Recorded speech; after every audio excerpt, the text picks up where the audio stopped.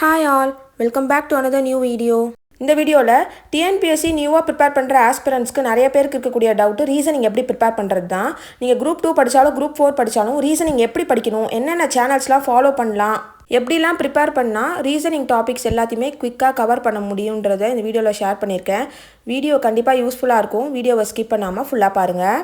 இன்னும் நிறைய பேர் நம்ம சேனலை சப்ஸ்கிரைப் பண்ணாமலே வீடியோ பார்த்துட்ருக்கீங்க. நீங்கள் சப்ஸ்கிரைப் பண்ணிவிட்டு வீடியோ பார்த்தீங்கன்னா நான் போடுற வீடியோஸ் எல்லாமே உங்களுக்கு இன்ஸ்டண்ட்டாக நோட்டிஃபை ஆகும். ரீசனிங் ஸ்டார்ட் பண்ணுறதுக்கு முன்னாடி அதில் என்னென்ன டாபிக்ஸ்லாம் இருக்குன்றது நம்ம கண்டிப்பாக தெரிஞ்சிருக்கணும். என்னென்ன டாபிக்ஸ்லாம் இருக்குன்றதை பற்றி செப்பரேட்டாக நான் ஆல்ரெடி ஒரு வீடியோ ஷேர் பண்ணியிருக்கேன்.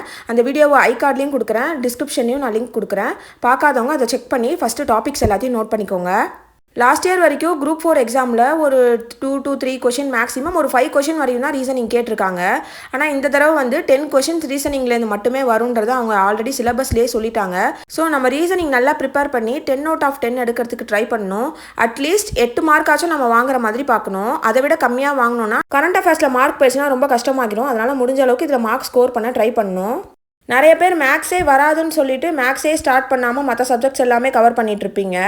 ரீசனிங்கை நம்ம ஸ்டார்ட் பண்ணோம்னா ஃபஸ்ட் எடுத்தோடனே பேசிக்ஸ்லேருந்து தான் ஸ்டார்ட் பண்ணணும். நம்ம பேசிக்கை நல்லா அண்டர்ஸ்டாண்ட் பண்ணிக்கிட்டாலே ரீசனிங்கில் பாதி வேலை முடிஞ்சிடும். ஃபஸ்ட்டு நீங்கள் ரீசனிங் லேர்ன் பண்ண ஸ்டார்ட் பண்ணும்போது இந்த சீரீஸ்லாம் இருக்கும் இல்லையா, number series, alphabet series, puzzle, இந்த மாதிரி ரொம்ப பேசிக்கான டாபிக்ஸை சூஸ் பண்ணி அதை ஃபஸ்ட்டு படிங்க.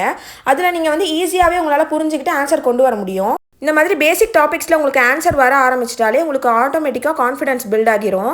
அதுக்கப்புறம் போக போக நீங்கள் காம்ப்ளெக்ஸான டாபிக்ஸ்லாம் படிக்கும்போது உங்களுக்கு அந்தளவுக்கு கஷ்டமாக தெரியாது. நெக்ஸ்ட் இம்பார்ட்டண்ட்டான விஷயம் என்னென்னா டெய்லியுமே ப்ராக்டிஸ் பண்ணணும்.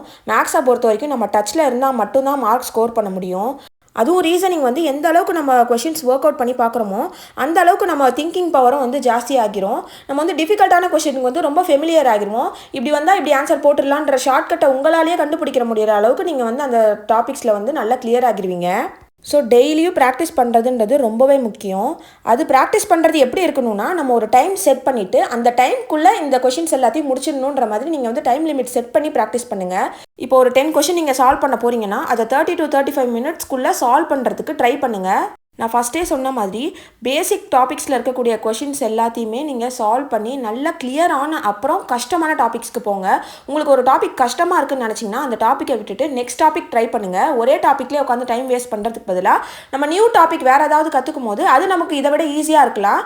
நீங்களுமே கற்றுக்கிறதுக்கு டிமோட்டிவேட் ஆகாமல் இருப்பீங்க. இந்த மிஸ்டேக் தான் நான் ஸ்டார்டிங்கில் பண்ணிகிட்டு இருந்தேன். எனக்கு ஒரு டாபிக் வரலன்னா அந்த டாபிக் ஏன் வரலன்னு சொல்லிட்டு அதையே வச்சு 1 வீக், 10 days, 15 daysனு ரொம்ப டைம் வேஸ்ட் பண்ணேன். அதுக்கப்புறம் தான் இது வரலையா சரி ஒதுக்கி வச்சுட்டு அதுக்கப்புறம் நெக்ஸ்ட் டாபிக் போவோம்னு சொல்லிட்டு அதுக்கப்புறம் ஸ்டார்ட் பண்ணும்போது தான் எனக்கு ஒரு ஐடியா கிடச்சிது.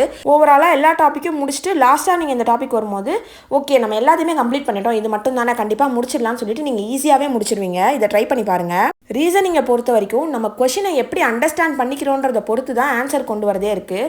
ஸோ கொஷினை வந்து கேர்ஃபுல்லாக ரீட் பண்ணுங்கள். கொஷினை வந்து 2ஆக பிரிச்சுக்கோங்க. ஃபஸ்ட்டு ஹாஃபில் என்ன சொல்லியிருக்காங்கன்றதை நல்லா தெளிவாக படித்ததுக்கப்புறம் அதை ஒரு டயக்ராம் மாதிரி உங்களுக்கு புரிகிற மாதிரி குட்டியாக பேப்பரில் போட்டுக்கோங்க. இதே மாதிரி செகண்ட் ஹாஃபில் என்ன சொல்லியிருக்காங்கன்றதையும் பார்த்து நீங்கள் டயக்ராம் மாதிரி போட்டுக்கிட்டிங்கன்னா உங்களுக்கு புரிஞ்சிக்கிறதுக்கு ஈஸியாக இருக்கும். கொஷின் எந்த அளவுக்கு இருக்கோ அந்த சைஸை பொறுத்து நீங்கள் வந்து அதை 2ஆவோ 3ஆவோ பிரித்து படித்து அதுக்கப்புறமா நீங்கள் வந்து ஆன்சர் சால்வ் பண்ணுங்கள். ஒரு சில டாபிக்ஸ்க்கு நீங்கள் என்ன பண்ணுங்கன்னா ஷார்ட்கட் தெரிஞ்சு வச்சுக்கோங்க. உங்களுக்கு வந்து டைம் வந்து நிறையவே சேவ் ஆகும். இந்த பிளட் ரிலேஷன், அப்புறம் கோடிங் டீகோடிங் டாபிக்ஸு. ஸோ இந்த டிப்புமே நீங்கள் வந்து ட்ரை பண்ணி பாருங்கள். ரீசனிங் பொறுத்த வரைக்கும் நம்ம இம்பார்ட்டண்ட்டாக பண்ண வேண்டியது என்னென்னா ப்ரீவியஸ் இயர் கொஷினில் எப்படிலாம் கொஷின் கேட்டிருக்காங்கன்னு பார்த்து அதை ஒர்க் அவுட் பண்ணி பார்க்குறது. பேங்க் எக்ஸாம் கொஷின் பேப்பர்லாம் பார்த்தீங்கன்னா ரொம்ப டஃப்பான ரீசனிங்லாம் இருக்கும். ஸ்டார்டிங் எடுத்தோடனே அந்த மாதிரி கொஷின் பேப்பர்லாம் எடுத்து பார்க்காம டிஎன்பிஎஸ்சிலேயே நம்ம கொஷின் பேப்பர்ஸில் ப்ரீவியஸ் இயர்ஸில் எவ்வளவோ கொஷின்ஸ் வந்து ரீசனிங் கொஷின்ஸ் வந்திருக்கும் இல்லையா, அந்த கொஷின்ஸ் எல்லாமே ஃபுல்லாக கம்ப்ளீட் பண்ணுங்கள்.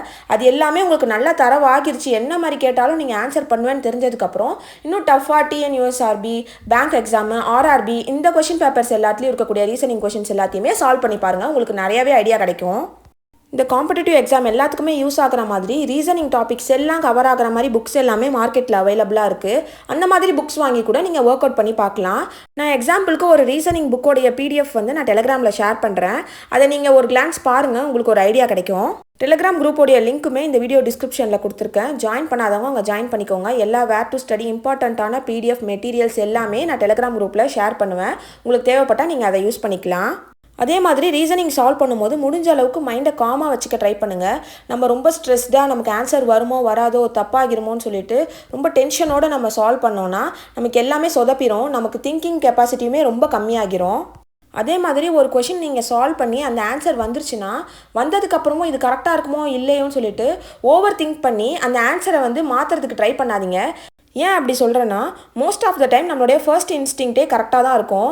அதுக்கப்புறம் இல்லை இது வராதுன்னு சொல்லிட்டு நம்ம ஓவர் கான்ஃபிடென்ஸில் வேறு ஏதாவது ஆன்சர் மாற்றி போடும்போது தான் தப்பாகும். இந்த தப்பை நம்ம நிறைய வாட்டி பண்ணியிருப்போம். யாரெல்லாம் இந்த தப்பு பண்ணியிருக்கீங்கன்றதை கமெண்ட்டில் சொல்லுங்கள். கொஷின்ஸை சால்வ் பண்ணி முடிச்சதுக்கப்புறம் நீங்கள் என்னெல்லாம் மிஸ்டேக் பண்ணியிருக்கீங்கன்றதை செக் பண்ணுங்கள். வேறு எந்த மெத்தடில் இந்த சம்மை போடலாம், இன்னும் ஈஸியாக இதுக்கு ஆன்சர் எப்படி கொண்டு வரலான்றதையும் ட்ரை பண்ணுங்கள். உங்கள் ஃப்ரெண்ட்ஸ் அண்ட் தெரிஞ்சவங்க யாராவது இந்த எக்ஸாமுக்கு ப்ரிப்பேர் பண்ணிட்டு இருக்காங்கன்னா அவங்க கூட குரூப் ஸ்டடி மாதிரி சேர்ந்து நீங்கள் ரீசனிங் பாருங்கள். ஸோ 2-3 பேர் டிஸ்கஸ் பண்ணி நீங்கள் சம்ஸ்லாம் பார்க்கும்போது உங்களுக்கு அண்டர்ஸ்டாண்டிங் லெவல் பெட்டராக இருக்கும். உங்களுக்கு தெரியாத சம்ஸை அவங்ககிட்ட நீங்கள் கற்றுக்கலாம். உங்களுக்கு தெரிஞ்சதை மற்றவங்களுக்கு சொல்லிக் கொடுக்கும்போது உங்களுக்கும் மறக்காமல் இருக்கும். அதுக்கப்புறம் ரீசனிங்க்கு நான் என்னென்ன சேனல்ஸ்லாம் ஃபாலோ பண்ணி படித்தேன்றதையும் இப்போ நான் ஷேர் பண்ணுறேன். மேக்ஸ் பை ER தங்கமுத்து சேனலில் கொஞ்சம் ரீசனிங் வீடியோஸ் போட்டிருப்பாங்க. அதுக்கப்புறம் அவங்க ஸ்டாப் பண்ணிட்டாங்க. அதுக்கப்புறம் KRT அகாடமின்னு ஒரு சேனல் இருக்குது. அதில் எல்லா ரீசனிங் டாபிக்ஸுமே தமிழில் உங்களுக்கு சொல்லி கொடுத்துருப்பாங்க.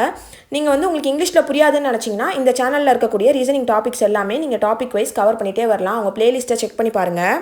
ஃபீல் ஃப்ரீ டு லேர்ன்னு ஒரு சேனல் இருக்குது. அந்த சேனலில் ரீசனிங் டாபிக்ஸ் ஒன்று விடாமல் எல்லாமே கவர் பண்ணி சூப்பராக நடத்தியிருப்பாங்க. இந்த சேனலில் நான் ரீசனிங் முக்கால்வாசி முடிச்சதுக்கு அப்புறம் தான் கண்டே பிடிச்சேன். இந்த ஃபீல் ஃப்ரீ டு லேர்னுன்ற சேனல் இங்கிலீஷ் அண்ட் தமிழ்னு செப்பரேட் சேனல் இருக்குது. ஆனால் தமிழில் அந்த அளவுக்கு வீடியோஸ் போட்டிருக்காங்களான்னு தெரியல. ஆனால் ஓரளவுக்கு டாபிக்ஸ் கவர் பண்ணியிருக்காங்கன்றதை பார்த்தேன். ஆனால் இங்கிலீஷில் எல்லா டாபிக்ஸுமே கவர் பண்ணியிருப்பாங்க. நீங்கள் இங்கிலீஷ் மீடியம் ஸ்டூடெண்ட்டாக இருந்தால் இதை நீங்கள் கண்டிப்பாக யூஸ் பண்ணிக்கலாம். இல்லை நீங்கள் தமிழ் மீடியமில் படிக்கிற ஸ்டூடெண்ட்டு எனக்கு தமிழில் சொன்னால் தான் புரியுன்றவங்க KRT அகாடமி சேனலில் இருக்கக்கூடிய வீடியோஸே பார்க்கலாம். அதில் எல்லா டாபிக்ஸுமே கவர் ஆகியிருக்கும். கிருஷோபா அகாடமிலையுமே இப்போ ரீசனிங் 300 சம் சீரீஸ்னு ஒன்று புதுசாக ஸ்டார்ட் பண்ணி இப்போ தான் கொஞ்சம் வீடியோஸ் போட்டிருக்காங்க. அந்த வீடியோஸ் கூட ஃபாலோ பண்ணி சம்ஸ் எல்லாமே நீங்கள் ஒர்க் அவுட் பண்ணி பார்க்கலாம். உங்களுக்கு ஈஸியாக இருக்கும். தமிழ் மீடியம் ஸ்டூடெண்ட்டுக்கு ரொம்பவே யூஸ்ஃபுல்லாக இருக்கும். இதே மாதிரி தான் லாஸ்ட் டைம் ஆப்டிடியூடுக்கு 500 சம் சீரீஸ் ஒன்று போட்டிருந்தாங்க. அந்த வீடியோஸ் தான் ஆப்டிடியூடுக்கு எனக்கு ரொம்பவே யூஸ்ஃபுல்லாக இருந்துச்சு. நீங்கள் ஆப்டிடியூடும் இப்போ தான் ப்ரிப்பேர் பண்ண ஸ்டார்ட் பண்ணுறீங்கன்னா கிருஷோபா அகாடமியோடைய 500 சம் சீரீஸும் சேர்த்து நீங்கள் ஒர்க் அவுட் பண்ணி பாருங்கள். இன்னொரு இம்பார்ட்டண்ட்டான விஷயம் என்னென்னா, மேக்ஸ் பை ER தங்கமுத்து சேனலில் ஃப்ரீ ரீசனிங் டெஸ்ட் சீரீஸ் ஒன்று இப்போ ஸ்டார்ட் பண்ணியிருக்காங்க. மொத்தம் 50 டெஸ்ட் கண்டக்ட் பண்ண போகிறதா சொல்லியிருக்காங்க. ஆல்ரெடி 3-4 டெஸ்ட் முடிஞ்சிருக்கு. அந்த டெஸ்ட்டையும் நீங்கள் ஃபாலோ பண்ணி சம்ஸ்லாம் ஒர்க் அவுட் பண்ணி பாருங்கள். ரீசனிங் பற்றி எனக்கு தெரிஞ்ச விஷயங்கள் எல்லாமே இந்த வீடியோவில் நான் ஷேர் பண்ணியிருக்கேன். நான் என்ன சேனல் ஃபாலோ பண்ணியிருந்தேன், அதுக்கப்புறம் எப்படிலாம் டெஸ்ட் போட்டு பார்க்கலான்றது இந்த வீடியோவில் நான் சொல்லியிருக்கேன். ரீசனிங் பற்றின உங்களுடைய டவுட்ஸ் எல்லாமே ஓரளவுக்கு கிளியராக இருக்கும்னு நம்புகிறேன். வேறு ஏதாவது டவுட்ஸ் இருந்தாலும் கமெண்ட்ஸில் கேளுங்க. நான் நெக்ஸ்ட் வீடியோஸில் அதை பற்றி ஷேர் பண்ணுறேன். இந்த வீடியோ உங்களுக்கு பிடிச்சிருந்துச்சுன்னா லைக் பண்ணிவிட்டு TNPSC படிக்கிற மற்றவங்களுக்கும் யூஸ்ஃபுல்லாக இருக்கும்னு நினச்சிங்கன்னா இந்த வீடியோவை மறக்காமல் ஷேர் பண்ணிடுங்க. இன்ஸ்டாகிராமில் நிறைய பேர் எனக்கு நிறைய டவுட்ஸ் கேட்டு மெசேஜ் பண்ணுறீங்க. ஒரு நாளைக்கே 100+ மெசேஜஸ் வரதுனால எல்லா மெசேஜ்க்கும் என்னால் உடனே ரிப்ளை பண்ண முடியல. முடிஞ்ச அளவுக்கு நான் பார்க்க எல்லா மெசேஜ்க்குமே ஒன்றா ரிப்ளை பண்ணுறேன். இன்ஸ்டாகிராம்லேயே நம்ம 1000 ஃபாலோவர்ஸ் ரீச் பண்ணிட்டோம். Thank you so much. யூடியூப்பில் எப்படி சப்போர்ட் பண்ணீங்களோ அதே மாதிரி இன்ஸ்டாகிராம்லேயே சப்போர்ட் பண்ணுறதுக்கு ரொம்ப நன்றி. இன்ஸ்டாகிராம் லிங்க்குமே டிஸ்கிரிப்ஷனில் இருக்குது. ஃபாலோ பண்ணாமல் இருந்தீங்கன்னா ஃபாலோ பண்ணிக்கோங்க. Bye bye.